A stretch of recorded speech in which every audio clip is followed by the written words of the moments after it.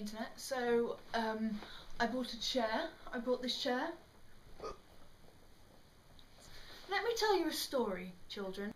Today I was approached by one of the members of the pastoral staff. They basically just take care of the kids in all my school, and they do a really good job. You know, they've helped me a lot. So she collared me and said, "Do you have a minute to talk to me about some things? Because I'm a bit unsure of what to do." Turns out there's a lot of younger kids in my school who are questioning their sexuality. When I came out as trans, I made like a kind of a fuss about it.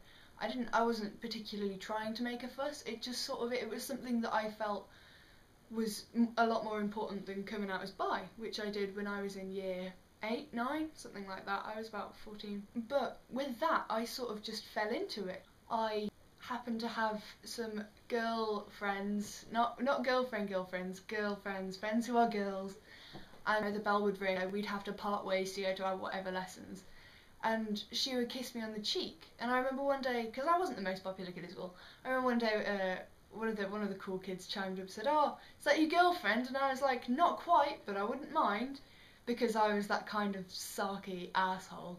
I think there's a lot about people's preconceived notions of what being gay and what being trans and what being, you know, a lesbian and bi. I think there's a lot of sort of stereotypes that if you don't fit and you come out as gay, then they'll just assume you're lying or attention seeking, and that's annoying. That's probably one of the worst things that I've ever seen happen. And I think it's really weird, actually, the whole issue of coming out, because why would you feel the need to tell, you know, people like, "Hi, I just thought I'd let you know, as a friend of mine, you know, I thought you should know that actually I prefer putting my willy in blokes. That's just my preference." What are they gonna do? Like, oh, good for you. I mean, unless it's someone that you usually discuss your sex life with, then why would you bother? Why would you come out at school? Why would you do any of that shit? I mean, with being trans it's a little bit different, because you've got to ask people to, you know, use the right pronouns and name and whatever. If you're gay, just be gay. You don't have to tell anyone about it.